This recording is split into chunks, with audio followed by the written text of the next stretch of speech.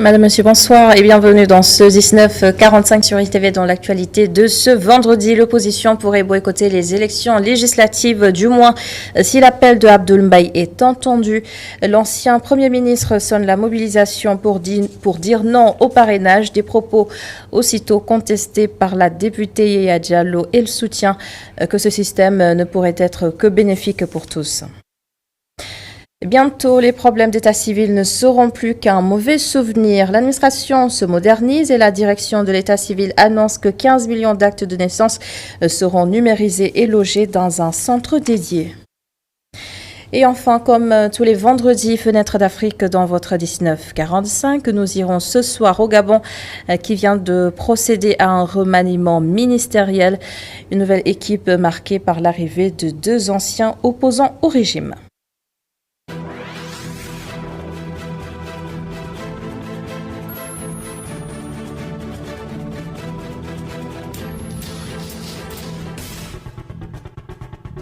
À la une donc, un appel au boycott des élections législatives de juillet prochain. L'ancien Premier ministre Abdoul Mbaye invite l'opposition à dénoncer avec fermeté le parrainage, ou plutôt le maintien du parrainage lors de ces joutes électorales, puisqu'à ses yeux, le chef de l'État Macky Sall joue au yo-yo avec notre démocratie. Migui Maram Ndiaye a joint Abdoul Mbaye pour nous. On a affaire à un régime dirigé par le président Macky Sall qui se moque de la loi, qui se moque des positions des juridictions internationales. Mais qu'est-ce qui nous reste? Qu'est-ce qui reste à l'opposition et aux citoyens sénégalais? Si on a affaire à des personnes qui ne respectent pas leur constitution, qui violent la loi acceptée par tout le monde, qui violent un droit de libre participation aux élections, qui est un droit de l'homme. Non, mais c'est incroyable. Que reste-t-il sinon des positions politiques fortes permettant d'attirer l'attention du monde sur ce que fait ce monsieur qui est pourtant dans les habits d'un président de l'Union africaine. Encore une fois, c'est une position personnelle. Évidemment, je suis membre d'une coalition, je me plierai à la décision qui sera prise à ce niveau-là, mais très sincèrement, la décision politique forte face à un personnage de cette nature, à un parti, à un gouvernement, à une coalition au pouvoir, une majorité au pouvoir de ce type, mais ma foi, il faut des réponses politiques fortes et vraiment que le monde entier sache ce qui se passe au Sénégal. Le problème est également le suivant. Est-il normal que nous allions servir de faire valoir à une Assemblée nationale? Parce qu'elle va fonctionner comme elle a toujours fonctionné. Il va avoir le prétexte selon lequel, oui, on est en démocratie, il y a une Assemblée nationale, c'est une voix votée par l'Assemblée nationale. Mais par contre, si c'est son Assemblée nationale, comme c'est la réalité d'été, à ce moment-là, on ne servira pas de faire valoir. La députée Yaya Diallo ne voit aucun problème à ce que le parrainage soit appliqué lors de ces élections législatives. En sa qualité de rapporteure de la commission des lois à l'Assemblée nationale, elle estime que ce système pourrait être bénéfique aussi bien pour les Sénégalais que pour tous les autres acteurs concernés. On l'écoute. Non, au contraire, il n'y a rien de nouveau sous le soleil. Le parrainage a été fait en 2017. Donc, le refaire aujourd'hui, je dis que non seulement ça va permettre à l'État du Sénégal de bénéficier de plus de transparence et de plus de légèreté dans la démarche administrative, mais ça va aussi permettre à l'État de se soulager financièrement. Parce que non seulement avec le parrainage, certaines listes quand même, dont on sait que même si on leur donnait l'opportunité d'aller aux élections, elles n'allaient pas passer. Ça va aussi soulager les Sénégalais. Parce qu'entrer dans un bureau et avoir 17 listes quand même, pour moi, c'est irraisonnable. Donc faire ce filtre-là, ça va aider non seulement les populations, mais aussi ça va aider l'État du Sénégal. Donc moi, je n'y vois aucun inconvénient. Et d'un autre côté, le mouvement pour la défense de la démocratie se remobilise pour que justice soit rendue aux victimes des événements de mars 2021. Le M2D compte d'ailleurs porter le combat dans les juridictions internationales. Son coordonnateur, Cher Tidiane Dieye, au micro de notre reporter Mamadou Djan. Nous avons une commission judiciaire qui a travaillé à mobiliser, à échanger avec les familles pour constituer toutes les preuves. Donc nous avons toute la documentation. Ce qui s'est passé, et c'était un peu dans notre démarche, c'était de dire, et le président, le gouvernement l'a encore réaffirmé lors de la présentation de leur mémorandum à eux par le ministre Sidiki Kaba, disant que le gouvernement confirmait son engagement à faire la lumière et à faire des enquêtes sur ces questions. Nous les avons pris au mot en nous disant qu'ils le feraient. Aujourd'hui, nous constatons qu'ils ne l'ont pas fait. Et si vous avez écouté nos discours, nous disons que nous avons attendu 1 an. C'est un délai raisonnable. Et nous nous disions que sur une année, le gouvernement avait toute la latitude pour faire ce à quoi il s'était engagé. Et ce n'est pas le cas. Ce qui fait que, avec toutes les autres organisations, on l'a cité tout à l'heure, Amnesty International, qui travaille aussi sur ce dossier judiciaire, et notre commission judiciaire et les avocats qui nous accompagnent, nous allons poser maintenant ces actes sur lesquels nous nous étions engagés, que nous avions annoncés pour aller le plus loin possible. Parce que nous n'avons plus aucune raison de croire que le gouvernement, ici en tout cas au niveau Sénégal, ferait la moindre action sur ces cas-là. L'actualité de ce vendredi, c'est aussi un chiffre qui traduit la modernisation de l'administration sénégalaise. Je l'annonçais en titre, 15 millions d'actes d'état civil seront bientôt numérisés et logés au Data Center de Diamniadio. Le directeur de l'état civil en a fait l'annonce lors d'une cérémonie, ou plutôt lors d'une session de formation des agents de l'Armandi pour le compte-rendu. Enabel, en partenariat avec la direction de l'état civil, vise à former 500 managers et acteurs de l'état civil, 15 auxiliaires et 600 archivistes dans le but de renforcer l'accessibilité aux services d'état civil. 20 formateurs de la phase pilote auront la tâche d'étendre leurs connaissances dans le domaine sur l'étendue du territoire, informe Alioune Ousmane Sall. Donc il est extrêmement important de former les formateurs qui vont former au niveau des régions. Il y aura des binômes de personnes qui vont former avec l'utilisation des TIC, surtout avec les MOOC. Les MOOC qu'on a élaborés sur plusieurs modules. Le module d'enregistrement des faits d'état civil, l'enregistrement des naissances, l'archivage. Donc, il y a tout un éventail de modules que nous allons dispenser aux agents, officiers et auxiliaires d'état civil au niveau territorial. Des agents qui vont subir des formations en ligne et en présentiel, poursuit le directeur de l'état civil. Les marraines de quartier ou Badianougor y seront associées au vu du rôle important qu'elles jouent dans la société, qualifie Alioune Ousmane Sall. Tous les faits d'état civil, la majeure partie se passe aussi dans les structures de santé, les naissances, les décès. Donc, voilà l'importance de travailler sur l'interopérabilité santé-état civil. En plus de ça, chaque enfant né fait 6-7 vaccins. Donc, on a 7 chances d'enregistrer l'enfant. Donc, on va s'appuyer sur les services de santé pour enregistrer. C'est pourquoi on a intégré, on a associé les Badianougor, qui est une importante communauté d'acteurs au niveau plus proche des familles. L'enregistrement universel, l'ambition de la direction de l'état civil par la digitalisation. 15 millions d'actes d'état civil seront bientôt numérisés, annonce Alioune Ousmane Sall. On vient d'attribuer, on veut d'avoir un prestataire qui va numériser 15 millions d'actes et un autre qui va indexer 30 millions. Ces données-là vont être logées au niveau du data center de Diamniadio. Et l'application de base est lancée afin d'accélérer, comme je vous dis, l'intervention. Parce que tout est urgent ici. Il faut qu'on règle les problèmes d'état civil, c'est possible. Des acteurs qui ont assisté à cette cérémonie de clôture de la formation des agents de l'état civil ont regardé des vidéos didactiques traduites en plusieurs langues locales, des capsules, des outils de renforcement de capacité des officiers d'état civil. Merci beaucoup, Abdourahmane Ly. Elles sont des chercheuses, des journalistes, des femmes d'affaires qui viennent de lancer une plateforme en ligne exclusivement dédiée à l'expertise des femmes. Et pour faire valoir leurs compétences et valoriser ainsi leurs réalisations, ces dames comptent investir les médias. Les détails, c'est avec Alioune Sow et Moussa Fall. Réservé aux hommes. Des femmes expertes s'activent dans tous les domaines au Sénégal. C'est le cas de l'environnement. Et la dégradation de l'environnement n'est pas sans conséquence pour ces femmes. Une politique sans discrimination de genre doit être menée. Extrait. Nos attentes, c'est que la question du genre soit davantage prise en compte dans l'élaboration des politiques publiques de lutte contre les changements climatiques. L'autre attente, c'est que aussi les solutions d'adaptation au changement climatique qui sont portées par les femmes soient valorisées et soient soutenues.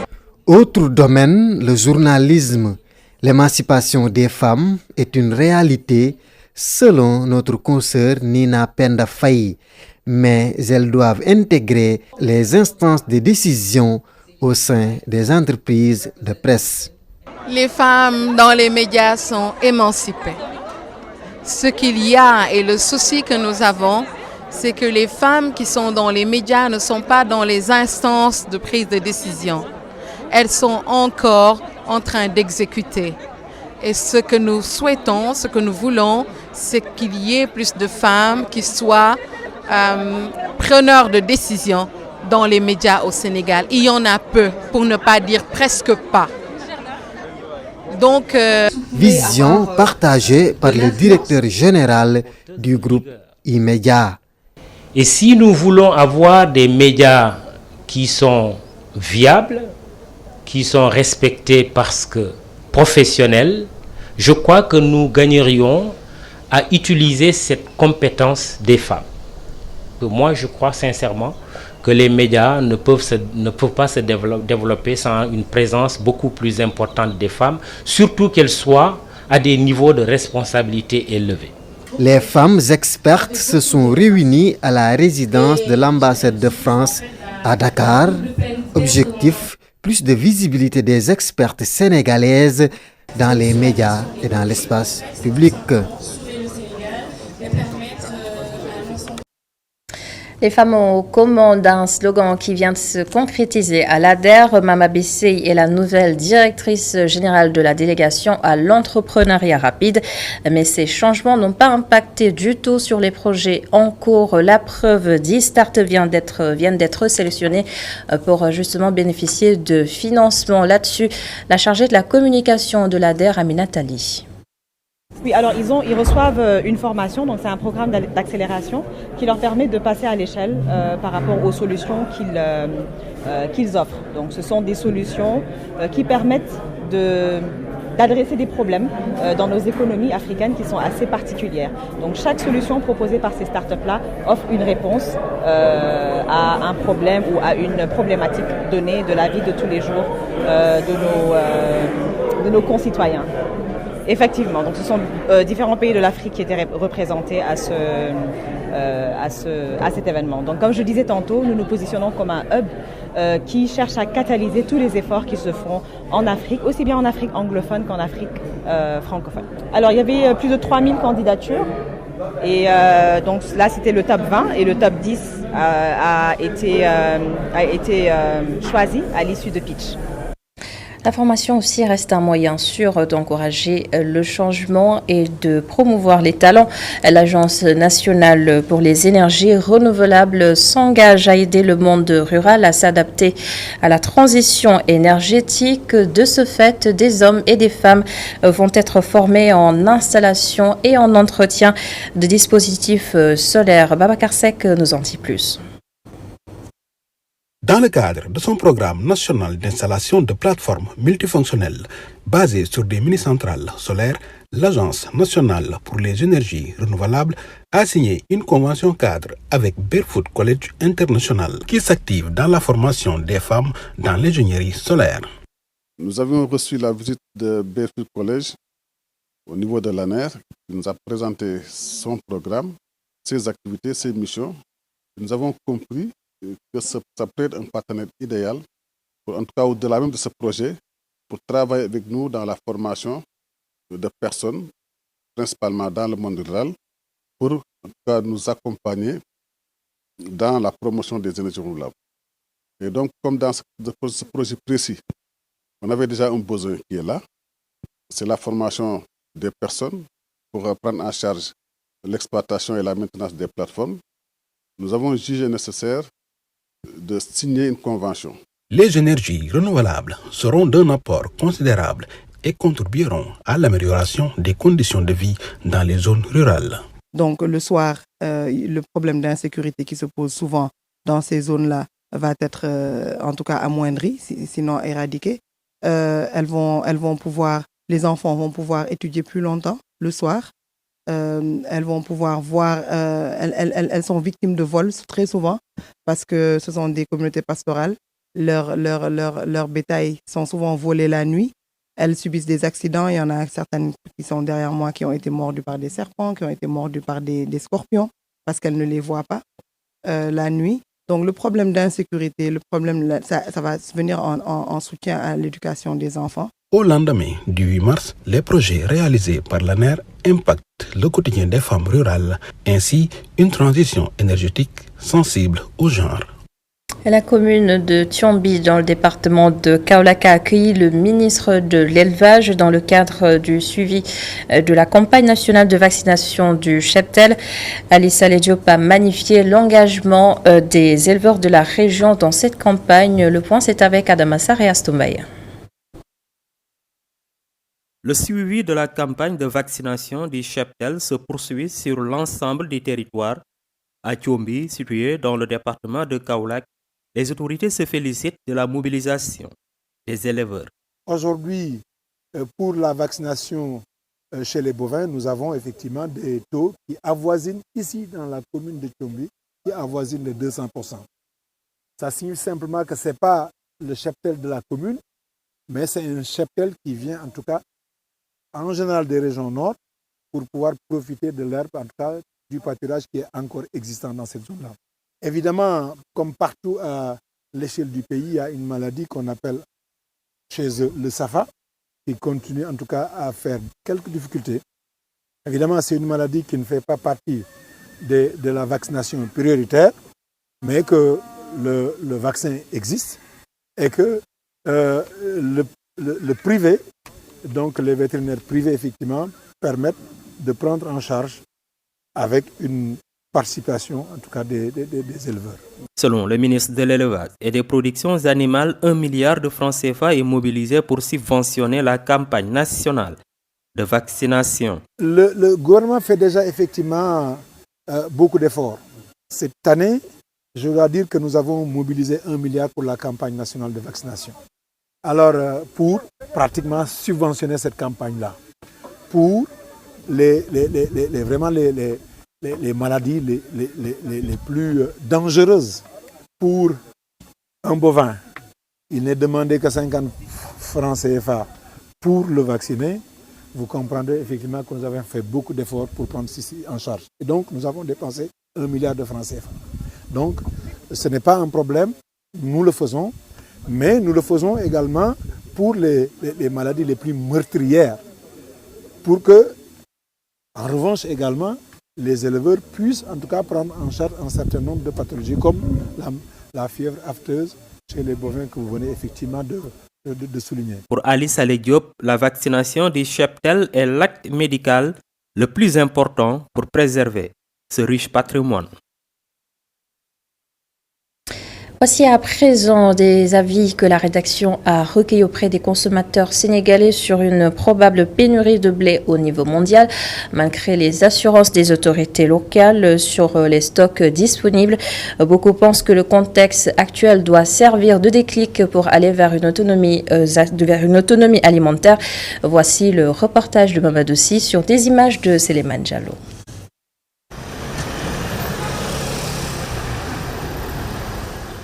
Aux alentours de l'avenue Maliksi, nous apercevons Didi Fall, de la soixantaine, assis devant une boutique. Il observe le mouvement des passants. Les conséquences du conflit entre la Russie et l'Ukraine le préoccupent. Un stock alimentaire de 3 mois est disponible selon le directeur du commerce intérieur. Mais il n'est pas rassuré. Cette mesure ne me rassure vraiment pas, car on ne sait pas quand est-ce que cette guerre va s'arrêter. Ce sera difficile de continuer de dépendre de ces pays-là. J'ai vraiment beaucoup de doutes par rapport à cette solution. D'autres, par contre, approuvent la démarche de l'État. Ils invitent toutefois les autorités à s'approvisionner encore et d'avoir au moins un stock alimentaire qui va durer 1 année. Cette mesure me rassure pour le moment. S'ils disent que le stock peut suffire d'ici 2 à 3 mois, je préfère attendre pour voir s'ils vont pouvoir renforcer l'approvisionnement. Ce serait bien aussi, au moins, d'avoir un stock d'une année.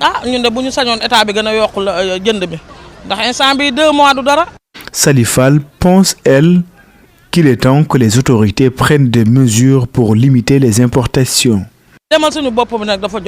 Il est temps que le Sénégal puisse avoir une autosuffisance alimentaire. Nous avons des agriculteurs, nous devons faire en sorte que l'on puisse avoir des produits comme le blé ici au Sénégal. Le président doit s'appuyer sur les agriculteurs pour assurer une grande production.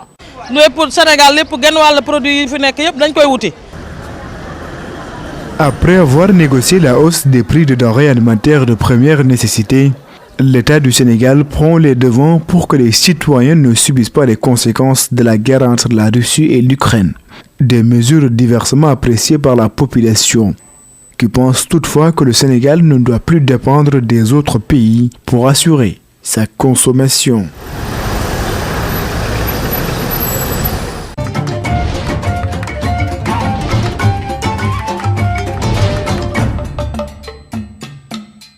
Et la fenêtre s'ouvre ce soir sur le Gabon où l'actualité politique est marquée ces derniers jours par un remaniement ministériel. Et dans cette nouvelle équipe, 2 opposants ont fait leur entrée. Ces 2 cadres du parti démocrate, les démocrates ancrés dans l'opposition, ont démissionné un jour avant la publication de la liste du nouveau gouvernement. Depuis Libreville, Aziz Adewale Chandi nous en dit plus. Bonsoir.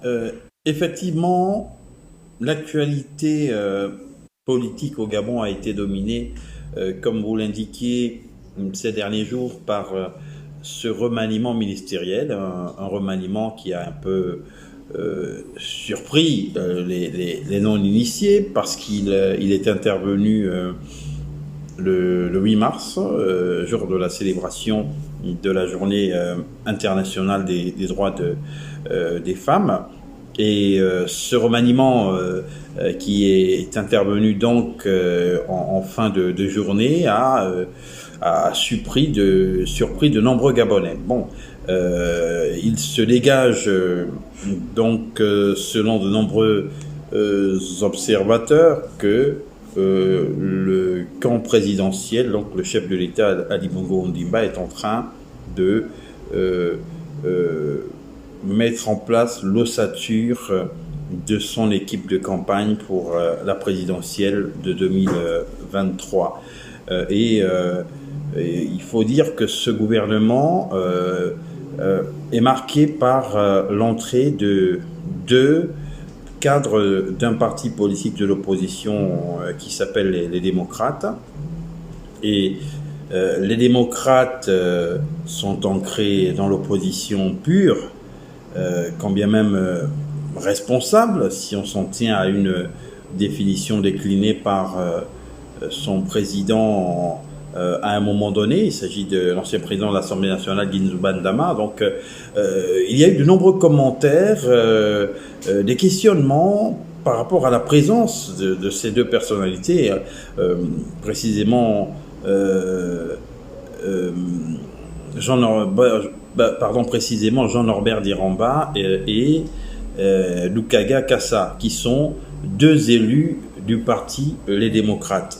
Alors, après les émotions, après les commentaires de mécontentement de tous ceux qui sont dans l'opposition, après les congratulations des partisans du pouvoir, eh bien, il y a eu ces lettres qui ont été publiées sur les réseaux sociaux, qui sont des lettres de démission. Donc ces 2 personnalités de l'opposition ont démissionné de leur parti un jour avant l'officialisation de ce nouveau gouvernement.